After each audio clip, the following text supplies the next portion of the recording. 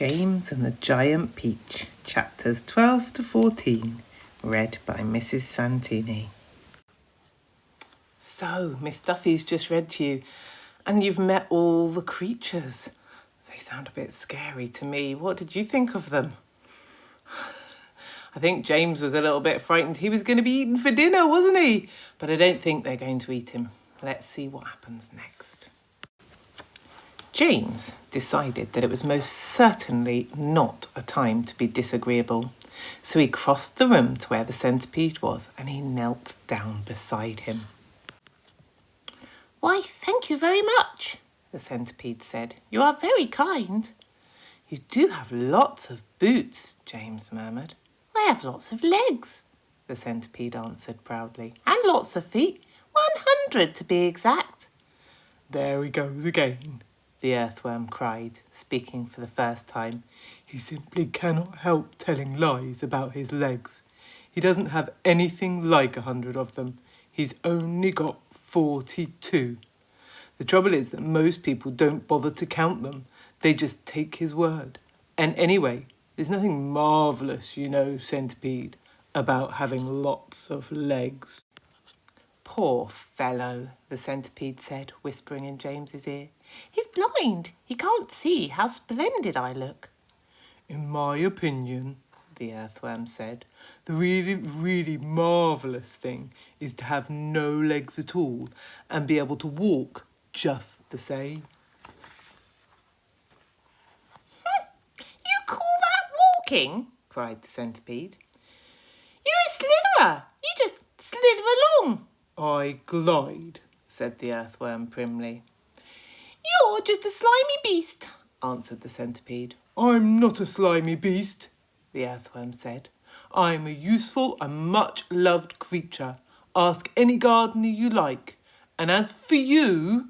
"I'm a pest," the centipede announced, grinning broadly and looking around the room for approval.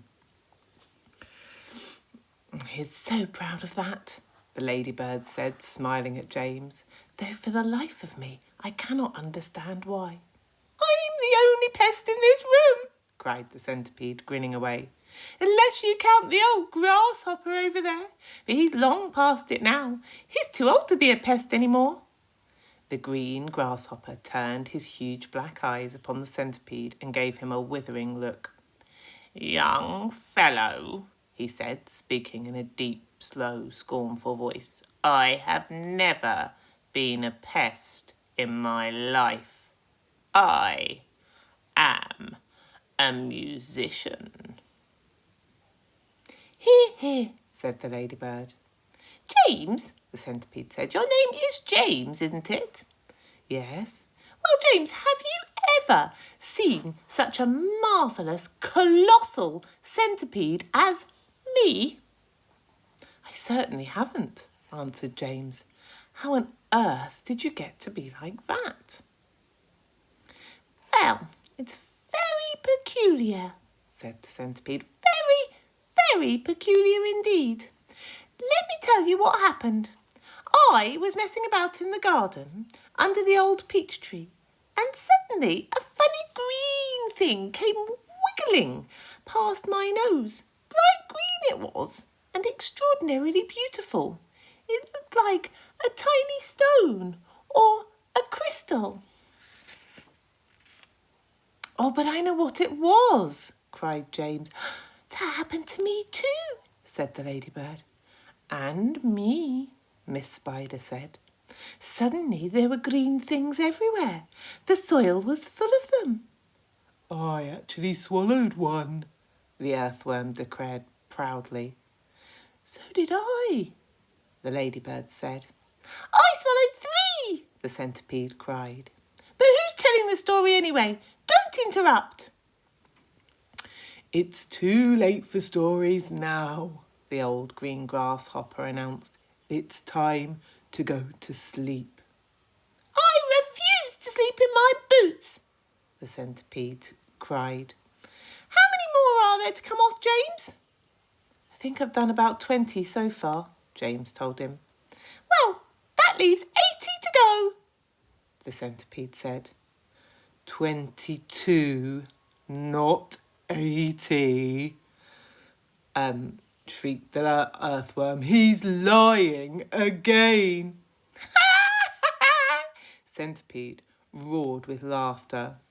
Stop pulling the earthworm's leg, the ladybird said. This sent Centipede into hysterics.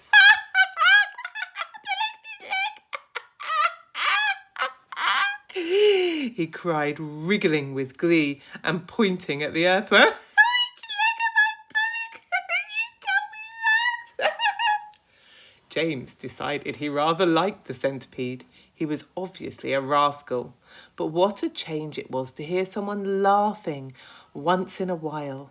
He'd never heard Aunt Sponge or Aunt Spiker laughing out loud in all the time that he'd been with them. We really must get some sleep, the old green grasshopper said. We've got a tough day ahead of us tomorrow. So would you be kind enough, Miss Spider, to make the beds? Chapter 13. A few minutes later, Miss Spider had made the first bed. It was hanging from the ceiling, suspended by a rope of threads at either end. So actually, it looked more like a hammock than a bed. But it was a magnificent affair, and the stuff it was made for shimmered like silk in the pale light. I do hope you find it comfortable, Miss Spider said to the old green grasshopper. I made it as soft and as silky as I possibly could. I spun it with goosemear. That's much better quality thread than the one I use for my own web. Thank you so much, my dear, the old green grasshopper said, climbing into the hammock. Ah, this is just what I needed. Good night, everybody. Good night. Then Miss Spider spun the next hammock, and Ladybird got in. After that, she spun a long one for Centipede and an even longer one for Earthworm. And how do you like your bed? She said to James when it came to his turn. Hard or soft? I like it soft, thank you very much, James answered. For goodness sake, stop staring around the room and get on with my boots, the Centipede said. You and I are never going to get any sleep at this rate. Kindly line them up neatly in pairs as you take them off. Don't just throw them over your shoulder. James worked away frantically on the Centipede's boots. Each one had laces that had to be untied and loosened before he could pull them off. And to make matters worse, all the laces were tied up in the most terribly complicated knots that had to be unpicked with fingernails. It was just awful. It took about 2 hours. By the time James had pulled off the last boot and had all of them lined up in a row on the floor, 21 pairs altogether, the Centipede was fast asleep. Wake up, Centipede, whispered James, giving him a gentle dig in the stomach. It's time for bed. Oh, thank you, my dear child, the Centipede said, opening his eyes. Then he got down off the sofa and ambled across the room and crawled into his hammock. James got into his own hammock. And oh, how soft and comfortable it was compared with the hard, bare boards that his aunts always made him sleep upon at home. Lights out, the Centipede said drowsily. Nothing happened. Turn out the light, he called, raising his voice. James glanced round the room, wondering which of the others he might be talking to. But they were all asleep. The old green grasshopper was snoring loudly through his nose. The ladybird was making whistling noises as she breathed, and the earthworm was coiled up like a spring at the end of his hammock, wheezing and blowing through his mouth. As for Miss Spider, she had made a lovely web for herself across one corner of the room, and James could see her crouching right in the corner of it, mumbling softly in her dreams. I said turn out the lights, shouted Centipede angrily. Are you talking to me? James asked him. Of course I'm not talking to you, you ass, the Centipede answered. That crazy glow glowworm has gone to sleep with her light on." For the first time since entering the room, James glanced up at the ceiling, and there he saw the most extraordinary sight. Something that looked like a gigantic fly without wings. It was at least 3 feet long and standing upside down upon its 6 legs in the middle of the ceiling. The tail end of this creature seemed to be literally on fire. A brilliant greenish light, as bright as the brightest electric bulb, was shining out of its tail and lighting up the whole room. "Is that a glowworm?" asked James, staring at the light. "Doesn't look like a worm of any sort to me." "Of course it's a glowworm," the centipede answered. "At least that's what she calls herself. Although, actually, you're quite right. She isn't a worm at all. Glowworms are never worms. They are simply lady fireflies without wings. Wake up, you lazy beast!" But the glowworm didn't stir, so the centipede reached out of his hammock and picked up one of his boots from the floor. "Put out that wretched light," he said, hurtling the boot at the ceiling. Glowworm slowly opened one eye and stared at the centipede. "There's no need to be rude," she said coldly. "All in good time." Come on, shouted the centipede, "or I'll put it out for you." "Oh, hello, James," the glowworm said, looking down and giving James a little wave and a smile. "I didn't see you come in. Welcome, my dear boy. Welcome and good night." Then, click! Out went the light. James Henry Trotter lay there listening in the darkness with his eyes wide open, listening to the strange sleeping noises that the creatures were making all around them, and wondering what on earth was going to happen to him in the morning. Already he was beginning to like his new friends very much. They were not nearly as terrible as they looked. In fact, they weren't really terrible at all. They seemed extremely kind and helpful, and in spite of all the shouting and arguing that went on between them, they seemed very nice. "Good night, old green grasshopper," he whispered. "Good night, ladybird. Good night, Miss Spider." But before he could go through them all, he had fallen fast asleep. Chapter 14.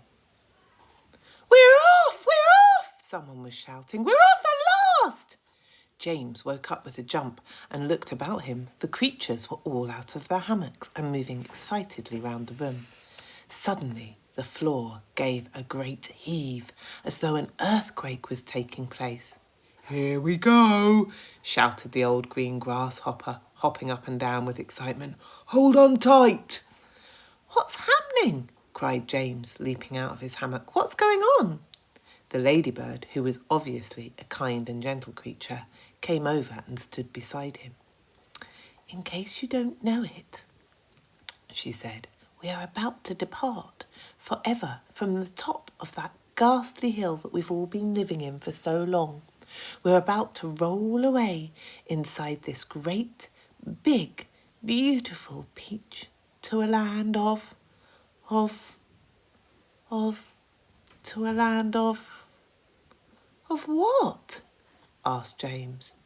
"Never you mind," said the ladybird, "but nothing could be worse than this desolate hilltop and those 2 repulsive aunts of yours." "Hear, hear!" they all shouted. "Hear, hear!"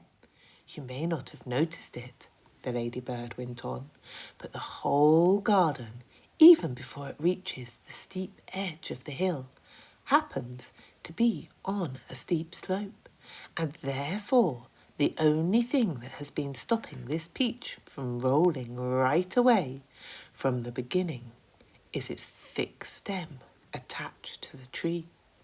Break the stem and off we go." "Watch it!" cried Miss Spider, as the room gave another violent lurch. Here we go! Not quite, not quite. At this moment, continued the ladybird, our centipede, who has a pair of jaws as sharp as razors, is up there nibbling his way through the stem. In fact, he must be nearly through it, as you can tell from the way we're lurching this way and that. Would you like me to take you under my wing so that you won't fall over when we start rolling? That's very kind of you, said James, but I think I'll be all right.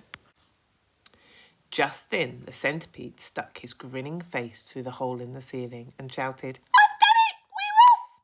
We're off! We're off! The others cried, We're off! The journey begins! Shouted the centipede. And who knows where it will end, muttered the earthworm. If you have anything to do with it, it can only mean trouble. Nonsense, said the ladybird. We're about to visit the most marvellous places and see the most wonderful things. Isn't that so, Centipede? There's no knowing what we'll see, cried the centipede.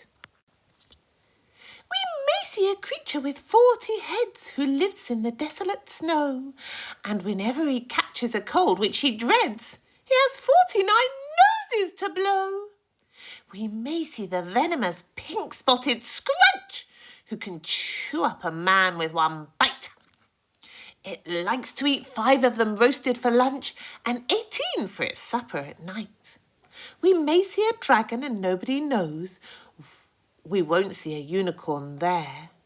We may see a terrible monster with toes growing out of the tufts of its hair. We may see the sweet little biddy bright hen, so playful, so kind, so well bred. And such eggs, you just boil them, then they explode and blow off your silly little head. A gnu, a gnusius, surely you'll see an enormous and knobbly gnat, whose sting when it stings you goes in at the knee and comes out through the top of your hat. We may even get lost, be frozen by frost. We may die in an earthquake or tremor. Or nastier still, we may even be tossed on the horns of a furious dilemma. But who cares? Let us go from this horrible hill. Let us roll, let us bowl, let us plunge. Let's go rolling and bowling and spilling until we're away from old Spiker and Sponge. 1 second later, slowly and oh so gently, the great peach started to lean forward and steal into motion. The whole room began to tilt. All the furniture went sliding across the floor and crashed against the far end of the wall. So did James, the ladybird, and the old green grasshopper, Miss Spider, and the earthworm, also the centipede, who had just come slithering quickly down the wall. How exciting! I wonder how they'll fare. I hope they don't get crushed with all the furniture. I hope they don't get squished. Where's the peach going to go? I wonder what exciting adventures they're going to have. I bet it's going to be fun. I'm going to pass on to Mrs. Cranston now, and she'll tell you what happens next. Hope you enjoy it.